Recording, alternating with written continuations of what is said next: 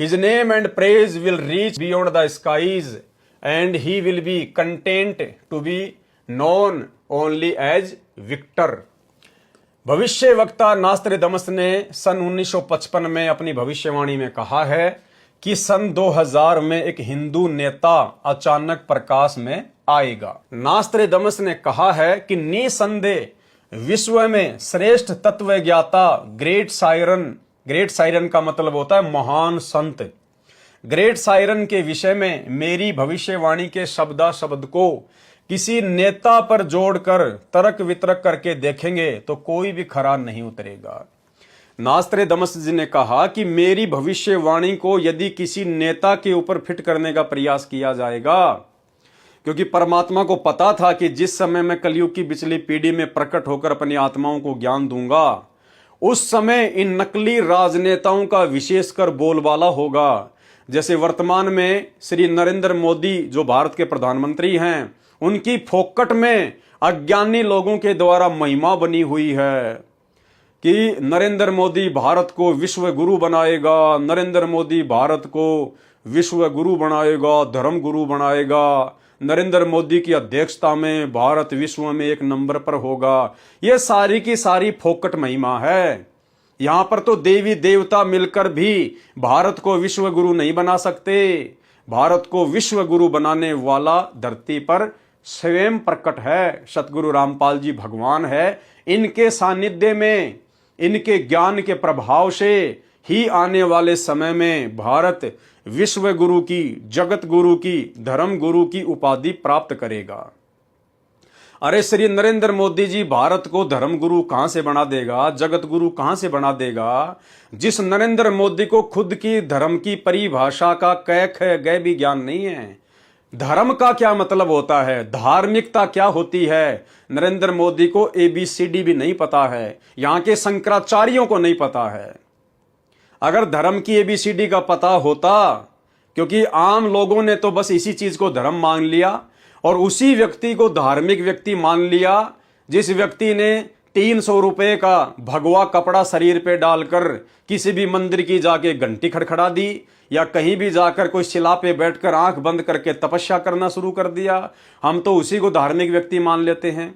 कोई किसी मंदिर में जाके आ गया, प्रसाद चढ़ा के आ गया, उसी को हम जो है धर्म मान लेते हैं, धार्मिक व्यक्ति मान लेते हैं।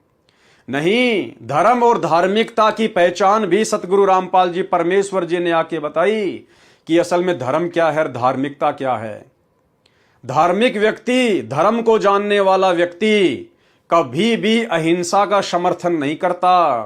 धर्म और धार्मिकता को जानने वाला व्यक्ति कभी भी ना तो स्वयं नशा करेगा और ना ही नशा करने की किसी को आज्ञा देगा, ना किसी को परमिशन देगा, ना नशे का समर्थन करेगा। जबकि नरेंद्र मोदी तो देश का प्रधानमंत्री है और नरेंद्र मोदी की आज्ञा अनुसार, क्योंकि लाइसेंस कौन देता है, सरकार, तो नरेंद्र मोदी के शासनकाल में यानी नरेंद्र मोदी की आज्ञा में आज देश में कितने बूचड़खाने खुले हुए हैं, कितने निर्दोष बेजुबान जानवरों का गला काटा जाता है।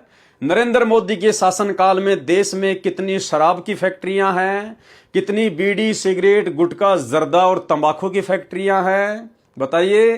तो नरेंद्र मोदी जी धार्मिक कहां से हो गए? नरेंद्र मोदी जी को तो धर्म और धार्मिकता की ABCD का भी पता नहीं है। यदि वास्तव में धर्म और धार्मिकता को जानना है, धार्मिक व्यक्ति बनना है, तो इस गंदी राजनीति को ठोकर मार के संत रामपाल जी का दास बन के और 2-3 साल तक इनके गहनता से सत्संग सुनने पड़ेंगे, तब कहीं जाके आपको धर्म की परिभाषा का पता चलेगा। तो भाइयों और बहनों, परमेश्वर को मालूम था इन सब बातों का, इसलिए परमेश्वर जी ने नास्त्रेदमस को प्रेरणा करके उसी प्रकार के लेख लिखवाए हैं। तो नास्त्रेदमस जी ने कहा कि यदि मेरी भविष्यवाणी को किसी नेता के ऊपर जोड़ा जाएगा तो यह सरासर गलत होगा। किसी भी राजनीतिक व्यक्ति के ऊपर मेरी भविष्यवाणी नहीं है। मेरी भविष्यवाणी के शब्दा शब्द को किसी नेता पर जोड़कर तर्क वितर्क करके देखेंगे तो कोई भी खरा नहीं उतरेगा।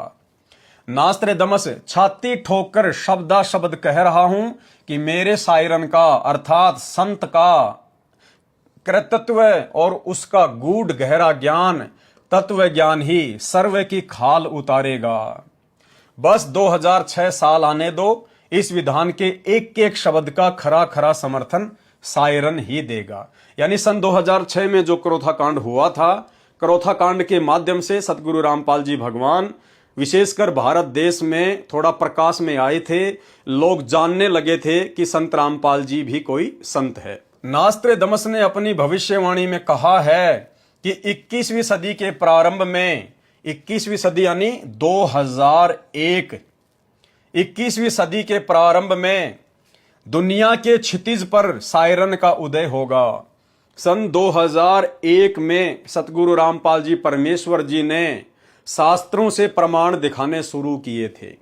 सन 1994 से उन्होंने अपने यथार्थ 13वें कबीर पंथ का संचालन किया, शुरुआत की। तो 1994 से लेकर 2000 तक तो सतगुरु रामपाल जी केवल आदरणीय गरीबदास जी महाराज जी के सदग्रंथ साहिब के ऊपर ही सत्संग किया करते थे। और 2000 के बाद से सतगुरु रामपाल जी ने वेद, गीता, कुरान, पुराण, बाइबल इन सब को सार्वजनिक तौर पर परमाणु के रूप में दिखाना शुरू किया।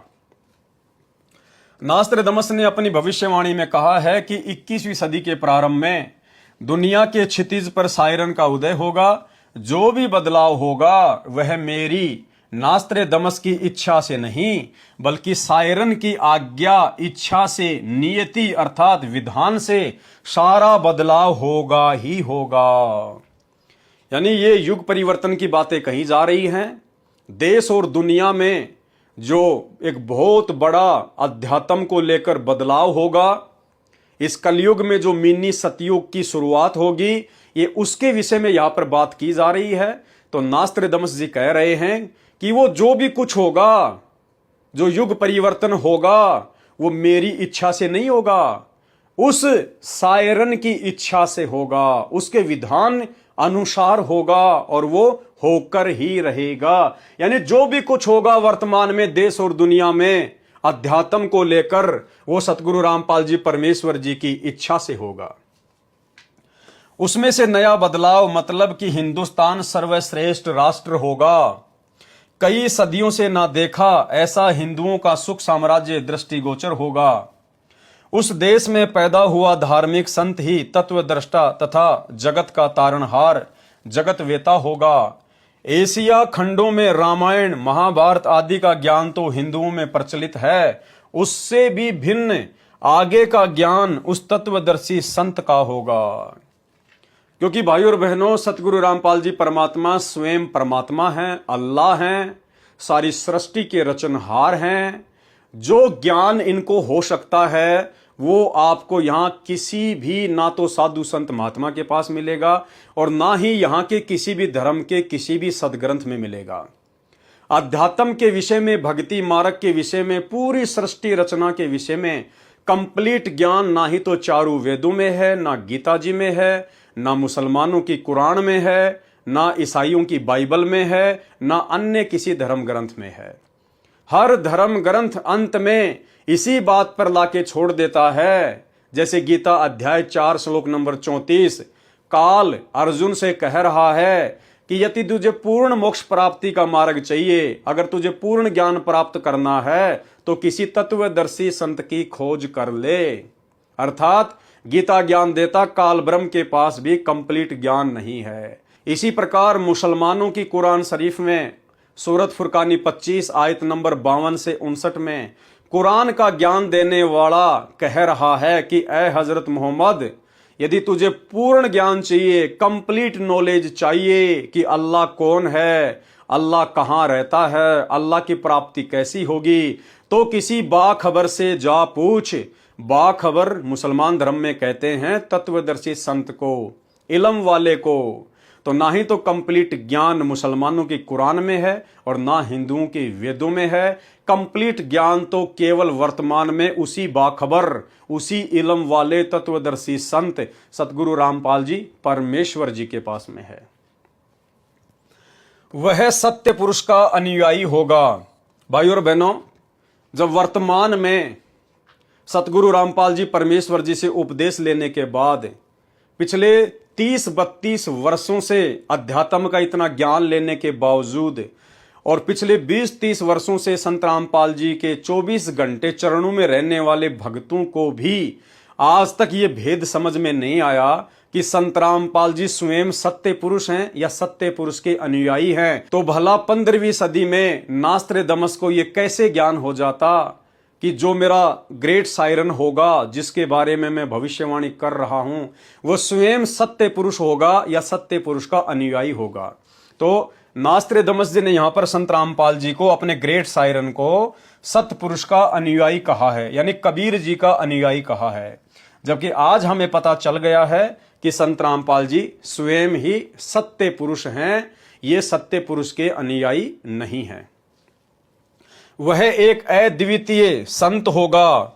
अब अद्वितीय का मतलब क्या होता है? जिसके बराबर कोई दूसरा संत ना हो। तो भाई संत की भूमिका तो धरती पर केवल कबीर परमात्मा ही करता है। बाकी तो ये नकली गुरु गांव-गांव में बैठे हैं, नकली संत गांव-गांव में बैठे हैं। और परमात्मा कहते हैं गुरुआ गांव बिगाड़े संतो गुरुआ गांव बिगाड़े, ऐसे कर्म जीव के ल्या दिए इब जड़े न जाड़े। तो वो अद्वितीय जो संत होता है, जो परम संत होता है, उसकी भूमिका भी स्वयं कबीर भगवान ही निभाता है। तो यहां पर जो उस ग्रेट सायरन के लिए जो अद्वितीय संत की जो संज्ञा दी गई है नास्त्रदामस के द्वारा, तो अद्वितीय संत यानी जिसके बराबर कोई दूसरा संत ना हो, भाई वो तो स्वयं कबीर भगवान ही होता है। तो संत रामपाल जी आज धरती पर अद्वितीय संत हैं। इनके अलावा किसी के पास भी अध्यात्म का ज्ञान नहीं है। वह एक अद्वितीय संत होगा। बहुत सारे संत नेता आएंगे और जाएंगे, सभी परमात्मा के द्रोही तथा अभिमानी होंगे।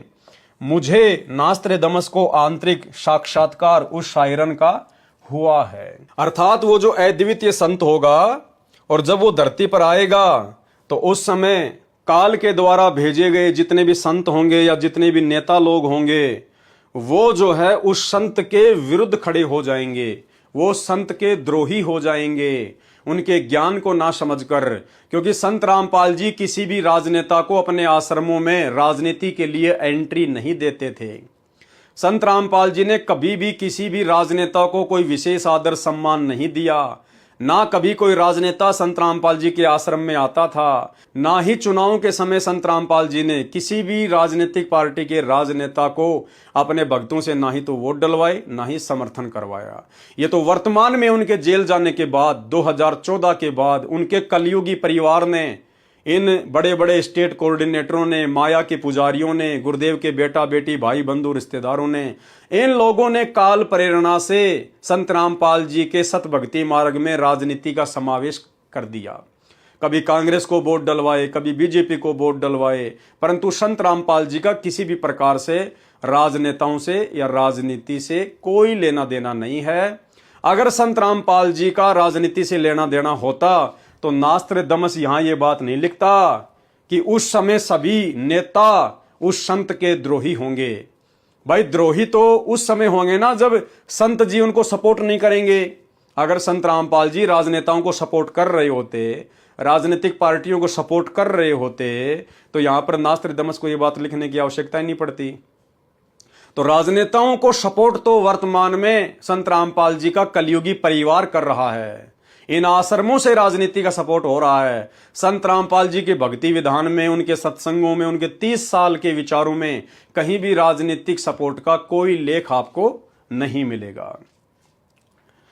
सर्व परमात्मा के द्रोही तथा अभिमानी होंगे। मुझे नास्त्रदामस को आंतरिक साक्षात्कार उस शायरन का हुआ है। मैं उसका स्वागत करता हुआ आश्चर्यचकित हो रहा हूं, उदास भी हो रहा हूं, क्योंकि उसका दुनिया को ज्ञान न होने से मेरा सायरन अर्थात तत्वदर्शी संत उपेक्षा का पात्र बन रहा है।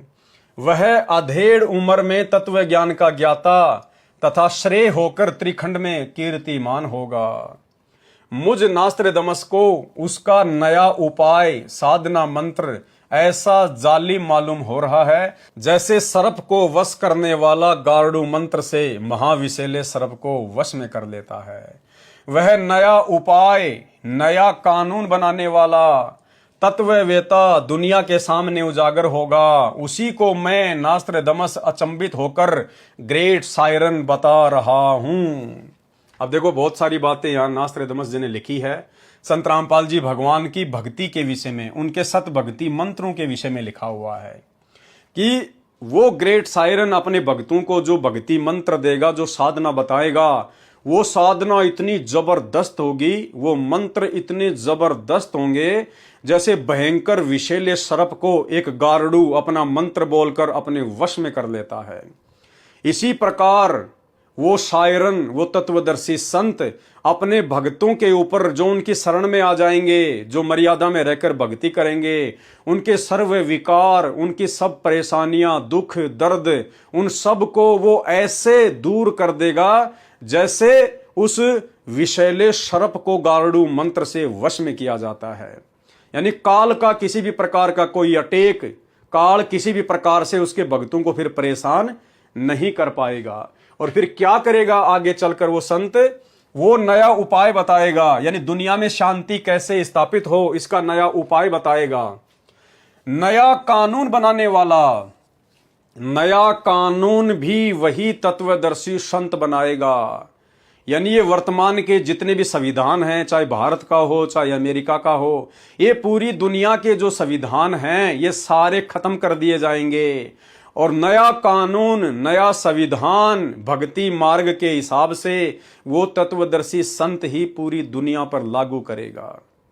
अब भाइयों और बहनों, यदि इस पुस्तक को ध्यान से सतलोक आश्रम मैनेजमेंट हरियाणा ने, गुरुजी के परिवार ने और राष्ट्रीय समाज सेवा समिति ने यदि बरवाला कांड से पहले अगर पढ़ लिया होता तो भाइयों और बहनों, इन लोगों को जजों के खिलाफ इस प्रकार से भड़काऊ भाषाओं का प्रयोग करते हुए जो 3 पुस्तकें इन्होंने लिखी थी, भ्रष्ट जज कुमारक पर सरासर अन्याय, न्यायालय की गिरती गरिमा, सच बनाम झूठ, ये पुस्तकें ना तो इनको लिखने की आवश्यकता पड़ती और ना इन पुस्तकों को पढ़कर जजों को जबरदस्ती बरवाला कांड करवाने की आवश्यकता पड़ती। क्योंकि सतलोक आश्रम मैनेजमेंट हरियाणा ने उन पुस्तकों में साफ साफ लिखा हुआ है जो बरवाला कांड से पहले जजों को भड़काने के लिए लिखी गई थी, जिसमें से एक पुस्तक के ऊपर हम लोग पूरे बरवाला कांड और करौथा कांड को समझ चुके हैं, जिस पुस्तक का नाम है भ्रष्ट जज कुमारक पर। उस पुस्तक में जजों के ऊपर कानून बनवाने के लिए, भ्रष्टाचार के विरोध में कानून बनवाने के लिए सतलोक आश्रम मैनेजमेंट हरियाणा ने भारत के प्रधानमंत्री को, राष्ट्रपति को 10 लाख लेटर भक्तों से लिखवाए और स्पीड पोस्ट करवाए। भाइयों और बहनों, 10 लाख लेटर स्पीड पोस्ट करने का मतलब है एक स्पीड पोस्ट का खर्चा आता है 40 रुपए और कागज पेन का मिला के चलें तो टोटल 50 रुपए मान लो। और 10 लाख इन्होंने स्पीड पोस्ट संत रामपाल जी के भक्तों को संत रामपाल जी का झूठा आदेश बताकर और 10 lakh letter, 10 lakh speed post इन्होंने भारत के प्रधानमंत्री को भिजवाए बरवाला कांड से 3 महीने पहले। अब देख लो कितने करोड़ों रुपए इन्होंने भगत समाज का बर्बाद करवाया। एक छोटा सा वीडियो आपको दिखा देता हूं, बरवाला कांड के समय का जो इंटरव्यू मीडिया वाला ले रहे थे। तो हिसार का एक रामोतार है, रामोतार जो कि पेशे से वकील है, सतलोक आश्रम मैनेजमेंट हरियाणा का मेंबर था, वर्तमान में भी है। वो किस प्रकार से रवीश कुमार को कह रहा है, जब रवीश कुमार ने उससे पूछा कि आप लोगों ने जजों के खिलाफ पुस्तकें बांटी, पुस्तकें लिखी, तो उसने कहा कि हाँ, हमने जजों के खिलाफ पुस्तकें लिखवाई। तो रवीश कुमार ने कहा कि ये तो तुम्हारी नालायकी थी, तुम्हारी अज्ञानता थी। तुम तो जजों के खिलाफ पुस्तकें बंटवा कर उनको चुनौती दे रहे थे। अगर तुमने जजों के ऊपर मुकदमा करना था, तुम उनकी किसी बात से सहमत नहीं थे, तो कानून की लड़ाई कानून से लड़नी चाहिए ना। किसी के प्रति पुस्तक लिखवा कर तो तुम उनको चुनौती दे रहे हो। और उसके बाद वो रामोतार कह रहा है कि हमने 10 लाख एफिडेविट, 10 लाख लेटर हमने प्रधानमंत्री जी को पिछले 3 महीने पहले भिजवाए हैं। अरे भाइयों और बहनों, ये कानून तो बनाने वाले ये हैं। पहले आप वो वीडियो सुन लीजिए जिसमें भक्तों का इतना पैसा 10 लाख लेटर लिखवाकर स्पीड पोस्ट करवाकर बर्बाद करवाया गया। सुनिए। एसएसपी के ऑर्डर ये बिल्कुल गलत है।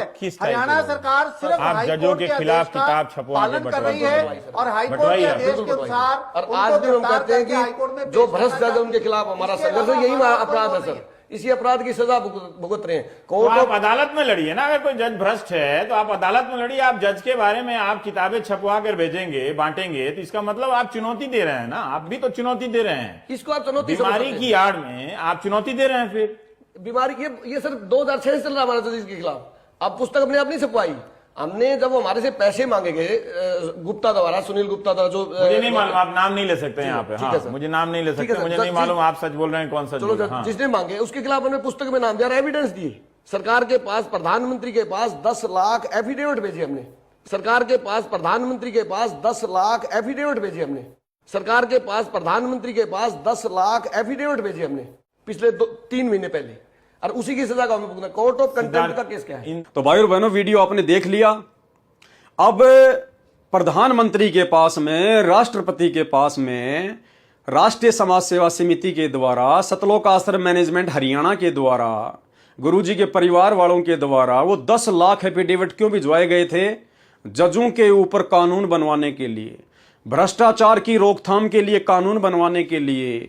जबकि इन मूर्खों ने, जो संत रामपाल जी की 20 वर्षों से संगति करते हुए आ रहे हैं, अगर इस भविष्यवाणी की तरफ जरा सा भी ध्यान दे लिया होता, जबकि इन भक्तों ने तो पुस्तक लिखी है, पुस्तक लिखने वाले ने भी ध्यान नहीं दिया। क्या कह रहे हैं नास्त्रदामस जी संत रामपाल जी के बारे में? वह नया उपाय और नया कानून बनाने वाला, यानी वो संत ही नया कानून बनाएगा। ये भ्रष्टाचार को समाप्त करना, रिश्वतखोरी को समाप्त करना, अन्य किसी भी प्रकार की बुराइयों को समाप्त करना, ये वो ग्रेट सायरन तत्वदर्शी संत ही नया कानून बनाकर समाप्त करेगा।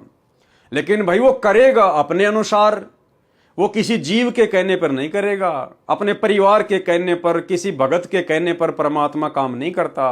क्योंकि परमात्मा किसी का गुलाम नहीं है, वो अपनी मर्जी का मालिक है। तो इन सतलोक आश्रम मैनेजमेंट हरियाणा वालों को ना तो ये पुस्तक लिखते समय ये बातें दिखाई दी, ना इनके समझ में आई। अगर ये समझ जाते इस प्रकार की बातें कि भाई कानून बनाने के लिए तो नास्त्रदामस का ग्रेट सायरन धरती पर आया हुआ है, फिर हम क्यों फालतू के ठेकेदार बन रहे हैं जजों के खिलाफ पुस्तकें लिख के, तो शायद बरवाला कांड जैसी बड़ी घटना ना होती। वह नया उपाय, नया कानून बनाने वाला तत्ववेता दुनिया के सामने उजागर होगा, उसी को मैं नास्त्रदामस अचंभित होकर ग्रेट सायरन बता रहा हूं। अब भाइयों और बहनों, उस ग्रेट सायरन के, सतगुरु रामपाल जी भगवान के वो नए कानून क्या होंगे? यही भक्ति मर्यादा, यही नियम जो प्रथम मंत्र के समय आप और हमें दी जाती हैं, जो सतनाम के समय आप और हमें दी जाती है, जो सारनाम के समय दी जाती है, यही नियम पूरी दुनिया पर लागू होंगे। और जब पूरी दुनिया इनके शरण में होगी, धार्मिक व्यक्ति होंगे, और जब इनके नियमों पर दुनिया चलेगी, तो भाइयों और बहनों, कौन तो भ्रष्टाचारी करेगा, कौन जो है हिंसा का समर्थन करेगा, कौन चोरी करेगा, डकैती करेगा, कौन किसी का दिल दुखाएगा, सब अपना नेक नीति ईमानदारी से धंधा करेंगे, अपनी भक्ति करेंगे, अपनी आत्म कल्याण के लिए। सबको अपनी औकात का पता चल जाएगा, एकमात्र परम शक्ति का पता चल जाएगा। तो संत रामपाल जी के जो भक्ति नियम हैं, उनकी जो मर्यादा है, ये आने वाले समय में पूरी दुनिया का नया कानून होगा, जो आप और हमारे ऊपर लागू हो चुका है। तो आप और हम भाई बहन सौपन में भी कोई बुराई नहीं कर सकते। तो संत का तो यही कानून है जो आने वाले समय में पूरी दुनिया पर लागू होगा। अब बताओ, ये सतलोक आश्रम मैनेजमेंट हरियाणा, संत रामपाल जी का परिवार, ये स्टेट कोऑर्डिनेटर, भला कैसे उनको कानून को मानेंगे? ये तो मान ही नहीं सकते, क्योंकि यही नियम संत रामपाल जी का नया विधान होगा, उनका नया कानून होगा। और ये नियम ना तो वर्तमान में उनका परिवार फॉलो कर रहा, ना ये स्टेट कोऑर्डिनेटर फॉलो कर रहे, और ना उनके पीछे लगी हुई संगत फॉलो कर रही है, बल्कि उनके नियमों के विपरीत कुकर्म किए जा रहे हैं। संत रामपाल जी का जो नियम आने वाले समय में पूरी दुनिया पर लागू होगा, जो आपको प्रथम मंत्र के समय जो 11 नियम दिए जाते हैं, नियम नंबर 6 कि भगत ने ताश जुआ आदि कुछ नहीं खेलना, और इन्होंने धनाना गांव में 50 लाख रुपए का गांव वालों के लिए स्टेडियम बना दिया। धनाना गांव में कबड्डी के खेल के लिए 31,000 रुपए विजेता टीम को गुरुजी का बड़ा लड़का वीरेंद्र दे रहा है। तो बताइए भाइयों और बहनों, ये कहां से गुरुजी के नियमों को फॉलो करेंगे? जो नियम आने वाले समय में पूरी दुनिया पे लागू होंगे। ये तो वर्तमान में उनके रहते सहते नियमों की धज्जियां उड़ा रहे हैं। तो भाई और बहनों, परमेश्वर की बहुत बड़ी दया है जो परमात्मा ने हमें साथ संगति से जोड़कर हमारी बुद्धि ऑन कर दी है, और आज हमें ये परमेश्वर भी समझ में आ गया, ये सत्य पुरुष भी समझ में आ गया, इनकी भक्ति और इनके नियम भी समझ में आ रहे हैं। तो आप और हमारा सौभाग्य है। वह नया उपाय, नया कानून बनाने वाला तत्ववेता दुनिया के सामने उजागर होगा। उसी को मैं नास्त्रदमश अचंभित होकर ग्रेट सायरन बता रहा हूं। उसके ज्ञान के दिव्य तेज के प्रभाव से उस दीप कल्प भारतवर्ष में आक्रामक तूफान खलबली मचेगी। यानी संत रामपाल जी का जो ज्ञान है, उस ज्ञान के आगे ये जितने भी नकली साधु संत महात्मा शंकराचार्य आचार्य मठाधीश हैं, ये आने वाले समय में तिलमिला उठेंगे। ये हर प्रकार से उनके ज्ञान को दबाने का प्रयास करेंगे, लेकिन ये नाकामयाब ही रहेंगे। यानी संत रामपाल जी के ज्ञान का तूफान आने वाले समय में पूरी दुनिया पे छाएगा, अर्थात अज्ञानी संतों द्वारा विद्रोह किया जाएगा। 12 जुलाई 2006 में हुए करोथा कांड की ओर संकेत है। उसको शांत करने का उपाय भी उसी को मालूम होगा। तत्व ज्ञान का सत्संग करके प्रथम अज्ञान निंद्रा में सोए हुए अपने धर्म बंधुओं हिंदुओं को जागृत करके अंधविश्वास के आधार पर साधना कर रहे श्रद्धालुओं को शास्त्र विधि रहित साधना का बुर्का फाड़कर अपने गूढ़ गहरे तत्व ज्ञान का प्रकाश करेगा। अब यहां पर सर्वप्रथम वो ग्रेट सायरन, वो तत्वदर्शी संत हिंदुओं को ही क्यों जगाएगा, जबकि भारत में तो मुसलमान भी हैं, जैनी भी हैं, सिख भी हैं, ईसाई भी हैं।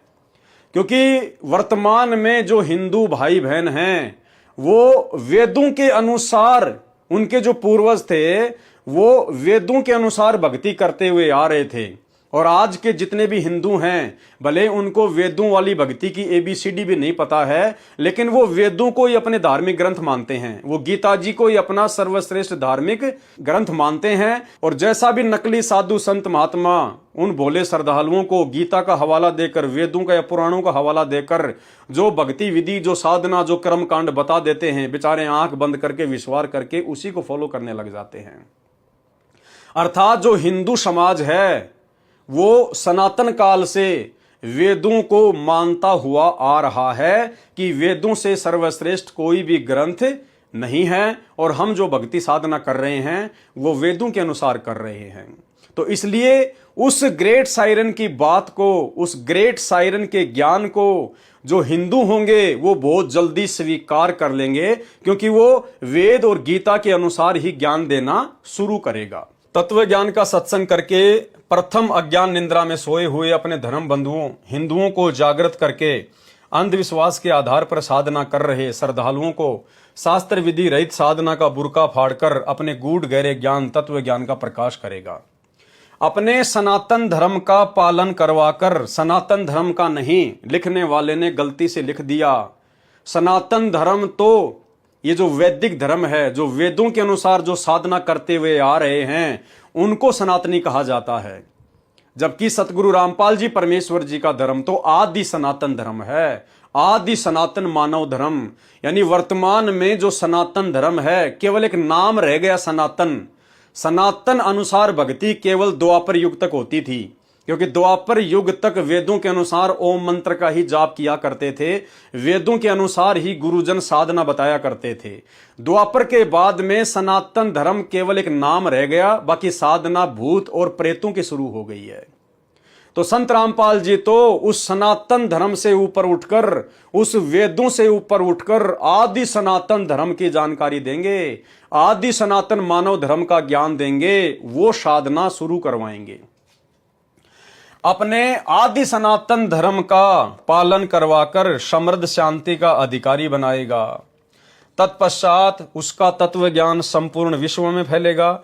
उस महान तत्वदर्शी संत के ज्ञान की कोई भी बराबरी नहीं कर सकेगा। जगत को नया प्रकाश देने वाला, आध्यात्मिक दृष्टि से, ज्ञान की दृष्टि से लोगों की आंखें खोलने वाला, सर्वश्रेष्ठ जगतवेता, धार्मिक विश्व नेता की अपनी परमार्थी उदासी के सिवा कोई अभिलाषा नहीं होगी।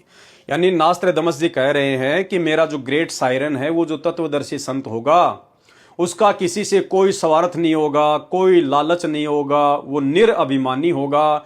उसकी केवल एक ही अभिलाषा होगी, केवल उसकी एक ही चिंता होगी, परमार्थ, कि ये आत्माएं किसी भी प्रकार से मेरी शरण में आके इस ज्ञान को समझकर, मर्यादाओं को फॉलो करके और इस काल के जन्म और मरण के कोलू से बाहर निकल जाएं। केवल हम आत्माओं के परमार्थ के अलावा संत रामपाल जी भगवान की और कोई चिंता नहीं है, उनकी उदासी का और कोई कारण नहीं है। यही एकमात्र उनका टारगेट है। जगत को नया प्रकाश देने वाला सर्वश्रेष्ठ जगतवेता धार्मिक विश्व नेता की अपनी परमार्थी उदासी के सिवा कोई अभिलाषा नहीं होगी। अर्थात मानव उद्धार के लिए चिंता के अतिरिक्त उसका कुछ भी स्वार्थ नहीं होगा, ना अभिमान होगा। यह मेरी भविष्यवाणी के लिए गौरव की बात होगी कि वास्तव में वह तत्वदर्शी संत संसार में अवश्य प्रसिद्ध होगा। उसके द्वारा बताया गया ज्ञान सदियों तक छाया रहेगा। वह संत आधुनिक वैज्ञानिकों की आंखें चक्काचौंध करेगा। जैसे सतगुरु रामपाल जी भगवान की जो शरण में हैं, उनको तो इस बात का पता चल चुका है कि विज्ञान तो परमेश्वर जी के चरणों की धूल के बराबर भी नहीं है। ये विज्ञान तो केवल एक खिलौना है जो परमात्मा ने भक्ति में सहयोग के लिए इंसानों को थोड़ी बहुत सद्बुद्धि बख्शी है। कोई ये ना सोचे कि ये इंटरनेट, ये हवाई जहाज, ये रेडियो, बड़े बड़े इंटरनेट, बड़ी बड़ी फैक्ट्रियां, रोबोट, ये किसी इंसान ने बनाई होंगी। इंसान को केवल निमित्त बनाया है। सतगुरु रामपाल जी भगवान अपना पूरा काम सिस्टमेटिक तरीके से करता है, क्योंकि 21 ब्रह्मांड के जितने भी प्राणी हैं वो 21 ब्रह्मांड के स्वामी, यहाँ के नकली भगवान काल के अधीन है। परमात्मा काल में प्रेरणा करेगा, काल फिर क्या करेगा? काल फिर जो देवी देवता होते हैं उनमें प्रेरणा करके और भूत की तरह किसी व्यक्ति में उन देवताओं को प्रवेश करवा के, जैसे महाभारत के समय ये काल स्वयं श्री कृष्ण जी के अंदर प्रवेश करके पूरी की पूरी महाभारत बोल गया, उसी प्रकार ये काल क्या करता है? परमेश्वर की प्रेरणा से जो भी आविष्कार यहां पर करवाना होता है, ये काल अपने किसी भी देवी देवता में प्रेरणा करके और उस व्यक्ति के अंदर उस देवता को प्रवेश करवा देता है और वो देवता फिर उस आविष्कार को कंप्लीट करता है और नाम हो जाता है उस व्यक्ति का कि फलाने व्यक्ति ने एसी का आविष्कार कर दिया, फलाने व्यक्ति ने हवाई जहाज का आविष्कार कर दिया, फलाने व्यक्ति ने मोबाइल का आविष्कार कर दिया। ये जीव की बस की बात नहीं है। जीव के अंदर देवी देवताओं को प्रवेश करवाकर सतगुरु की प्रेरणा से, संत रामपाल जी भगवान की प्रेरणा से ये काल इस प्रकार के आविष्कार करवाता है। अन्यथा भाइयों और बहनों, सतगुरुदेव भगवान ने अपने सत्संगों में बताया कि आज इस कलयुग का विकारी इंसान द्वापर में ना तो श्री कृष्ण जी से ज्यादा बुद्धिमान था और ना ही त्रेता में श्री रामचंद्र जी से ज्यादा बुद्धिमान था, लेकिन द्वापर और त्रेता में श्री रामचंद्र जी भी ये आधुनिक उपकरण नहीं बना पाए। क्या गर्मियों में उनको गर्मी नहीं लगती थी? एसी क्यों नहीं बना पाए? एक पंखा तक नहीं बना पाए। सर्दियों में क्या उनको सर्दी नहीं लगती थी? वो हीटर क्यों नहीं बना पाए? और जब वो एक राज्य से दूसरे राज्य में जाया करते थे तो क्या उनको लग्जरी गाड़ियों की आवश्यकता नहीं थी? वो खच्चर जोड़ के, घोड़े जोड़ के, रथ जोड़ के वो चर्र चूं करता हुआ खड्डों में से वो जाया करते थे। क्या उनको BMW गाड़ी की आवश्यकता नहीं थी? क्या वो ओडी नहीं बना सकते थे? बना सकते थे, लेकिन उस समय उन सब उपकरणों की आवश्यकता नहीं थी। इसलिए परमात्मा ने काल के अंदर प्रेरणा करके, काल के माध्यम से उन युगों में उस समय आत्माओं में प्रेरणा करके, उनमें प्रवेश करके इस प्रकार के उपकरण नहीं बनवाए। अन्यथा वो भी तो बना सकते थे। तो वर्तमान में ये सतगुरु रामपाल जी भगवान की आप और हम आत्माओं से भक्ति करवाने के लिए ये विशेष मेहर है, उनकी रजा है। ये जितनी भी जो चीजें हैं, जो वैज्ञानिक उपकरण हैं, एक चौपहिया गाड़ी से लेकर दुपहिया गाड़ी या एक मोबाइल से लेकर इंटरनेट वगैरह, एरोप्लेन वगैरह, ये टीवी वगैरह, ये सब कुछ हमारी भक्ति में सहयोगी होंगे ताकि हम बहुत जल्द अपने भगवान को पहचाने और ज्यादा से ज्यादा समय हम भक्ति के लिए निकाल सके। इसलिए परमात्मा की सारी ये दया है। ऐसे आध्यात्मिक चमत्कार करेगा कि वैज्ञानिक भी आश्चर्य में पड़ जाएंगे। आज संत रामपाल जी की शरण में आपको ऐसे ऐसे सैकड़ों हजारों की संख्या में भगत भाई बहन मिलेंगे जो भयंकर भयंकर रोगों से ग्रस्त थे, देश के बड़े बड़े डॉक्टरों ने, बड़े बड़े हॉस्पिटल ने उनको मना कर दिया था कि आपका कैंसर का कोई समाधान नहीं है, आपकी 3 महीने बाद में मृत्यु हो जाएगी। बड़े बड़े हॉस्पिटल, बड़े बड़े डॉक्टरों ने हाथ खड़े कर लिए, PGIMS, PGI Chandigarh, Apollo, AIIMS वगैरह सब ने। और जैसे ही उन आत्माओं को सतगुरु के बारे में पता चला, वो आत्मा सतगुरु की शरण में आई और उसके बाद में परमेश्वर जी ने उनके उन असाध्य रोगों को अपने आशीर्वाद से मात्र कुछ दिनों की भक्ति से छू मंत्र कर दिया। जिन रोगों के आगे आपकी साइंस, आपकी मेडिकल साइंस, आपके डॉक्टर फेल हो चुके थे, हाथ खड़े कर चुके थे। बहुत सारे आपको ऐसे उदाहरण मिलेंगे, आपको ऐसे इंटरव्यू मिलेंगे जिनका जीवन काल समाप्त होने वाला था, आगे जिनकी श्वासें शेष नहीं थी। उन आत्माओं को परमात्मा ने एक्सीडेंट से बचाया, बिजली के नंगे तारों से बचाया या अन्य प्रकार की दुर्घटनाओं से बचाया। परमात्मा ने उनकी उम्र बढ़ाई, जिस उम्र को इनके अलावा कोई बढ़ा ही नहीं सकता है। तो वैज्ञानिकों की भी आंखें चक्काचौंध हो जाएंगी आने वाले समय में, क्योंकि वर्तमान में तो आप और हम भगत भाई बहनों की आंखें चक्काचौंध हो रही है कि वास्तव में सतगुरु रामपाल जी भगवान ने जो चमत्कार कर दिए, ये दुनिया में कोई नहीं कर सकता, क्योंकि ये परमेश्वर है, ये जो चाहे सो कर सकते हैं। तो वर्तमान में तो इनके ऊपर आप और हमें विश्वास हुआ है। आने वाले समय में उन बड़े बड़े साइंटिस्टों को भी, बड़े बड़े डॉक्टरों को भी, जो अध्यात्म को कुछ नहीं मानते हैं, उनको भी नतमस्तक होना पड़ेगा संत रामपाल जी भगवान के ज्ञान के आगे। ऐसे आध्यात्मिक चमत्कार करेगा कि वैज्ञानिक भी आश्चर्य में पड़ जाएंगे। उसका सर्व ज्ञान शास्त्र प्रमाणित होगा। मैं नास्त्रदमस कहता हूं कि बुद्धिवादी व्यक्ति उसकी उपेक्षा ना करे। नास्त्रदमस जी कह रहे हैं कि अगर थोड़ी बहुत भी अकल रखते हो, थोड़ी बहुत भी बुद्धि यदि आप रखते हो, तो उस महान संत की उपेक्षा ना करें, उसको छोटा मोटा ना समझें, तुरंत उनकी शरण ग्रहण कर लें, उनके बताए रास्ते पर चल पड़ें। उसे छोटा ज्ञान दीप ना समझें, उसे कोई छोटा मोटा कोई साधु संत महात्मा ना समझें। उस तत्ववेता महामानव, देखो भाई और बहनों, एक होता है मानव, तो मानव तो आप और हम हैं। मानव की श्रेणी में देवी देवता हैं, मानव की श्रेणी में दुर्गा और काल है। 21 ब्रह्मांड में जितने भी हैं सब मानव हैं। और यहां नास्त्रदमस जी क्या लिख रहे हैं संत रामपाल जी के विषय में? महामानव, तो महामानव तो पूरी सृष्टि में एक ही होता है।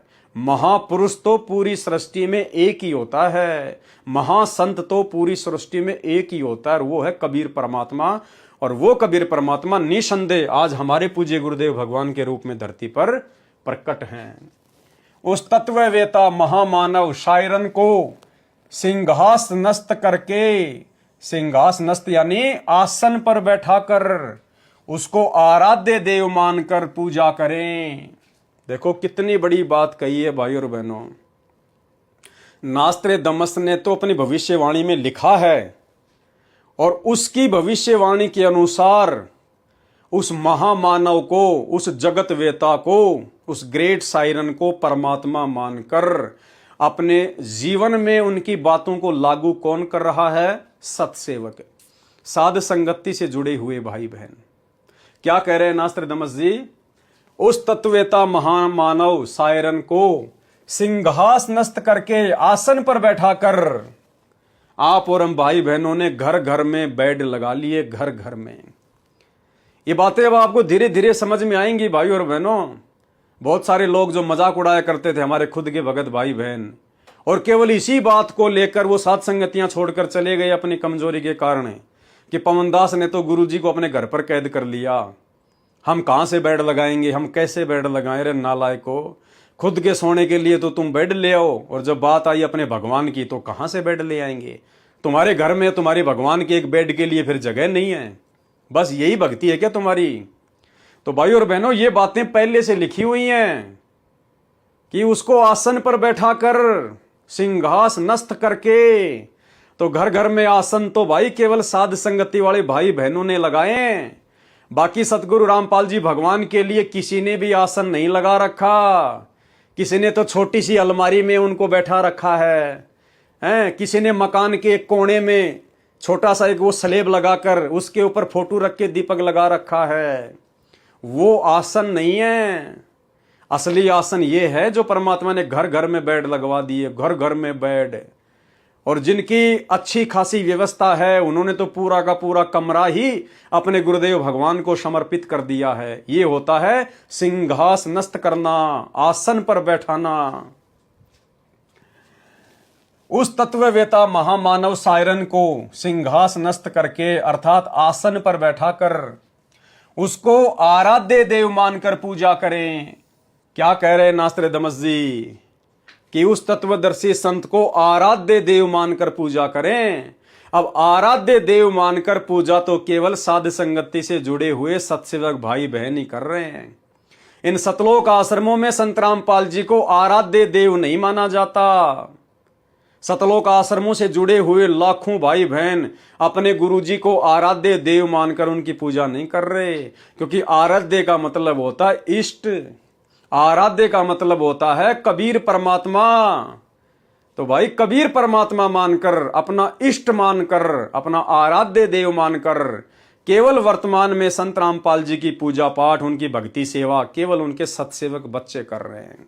देख लो, स्पष्ट लिखा हुआ है, उसको आराध्य देव मानकर पूजा कर रहे हैं। आराध्य का मतलब होता है इष्ट। और सत्संग में भी गुरुजी ने कई बार स्पष्ट कर दिया, अपने ही गुरु को इष्ट मानकर पूजने से, अपने ही गुरु को इष्ट मानकर पूजने से परमात्मा फिर हमारे नजदीक आता है। एक छोटा सा सत्संग गुरुदेव का सुना रहा हूं, जिसमें गुरुदेव ने स्पष्ट कर दिया कि अपने ही गुरु को इष्ट मानकर पूजना है। ध्यान से सुनना, 2-3 बार उस पॉइंट को रिप्ले करूंगा मैं। अपने ही गुरु को इष्ट मानकर, आराध्य मानकर। सुनिए, एक पति को छोड़कर आन में आस्था रखने वाली पत्नी को व्यभिचारिणी कहते हैं। तो अपने ही पति से हर इच्छा पूरी हो उसी को पति भर्ता कहते। तो हम जब पति भर्ता पद पर आ जाएंगे तो परमात्मा कहते हैं, पति भर्ता जमी पर जो जो धर है पावे, समर्थ झाड़ू देत है ना काटा लग जावे। ऐसा हंस, ऐसा भक्त जब अपने एक इष्ट पूर्ण परमात्मा पर अपने ही गुरु को इष्ट रूप में मानकर, जब ऐसा हंस, ऐसा भक्त जब अपने एक इष्ट पूर्ण परमात्मा पर अपने ही गुरु को इष्ट रूप में मानकर, जब ऐसा हंस, ऐसा भक्त जब अपने एक इष्ट पूर्ण परमात्मा पर अपने ही गुरु को इष्ट रूप में मानकर जब अपने जीवन रूपी सफर में प्रस्थान करता है रास्ते पर, तो परमात्मा उस जीवन रूपी सफर के पाप कर्म रूपी कांटों को बुहारना शुरू कर देता, उसके दुखों को खत्म करना शुरू कर देता है। झाड़ू देता चलता है कि मेरी प्यारी आत्मा के कांटा ना लग जाए। तो भाई और बहनों, वीडियो आपने सुन लिया कि अपने गुरु को ही अपना इष्ट मानकर पूजा करने से भक्ति सफल होती है। और इसीलिए हम सत्सेवक भाई बहनों ने, जब से हमारी बुद्धि परमात्मा ने खोली, गुरुदेव भगवान ने खोली, उसी दिन से हमने उस दाढ़ी मूंछ वाली कबीर जी की समझे जाने वाली फोटो को, उस नकली आराध्य देव को, उस नकली इष्ट को, कागज के टुकड़े को हमने अपने घरों से बाहर निकाल दिया। और जिंदा इष्ट, जिंदा आराध्य, जिंदा कबीर सतगुरु रामपाल जी परमात्मा को ही सिंहासनस्थ करके, घर घर उनके आसन लगा के, घर में एकमात्र उन्हीं की फोटो रख के, और हम अपने गुरुदेव भगवान की पूजा कर रहे हैं।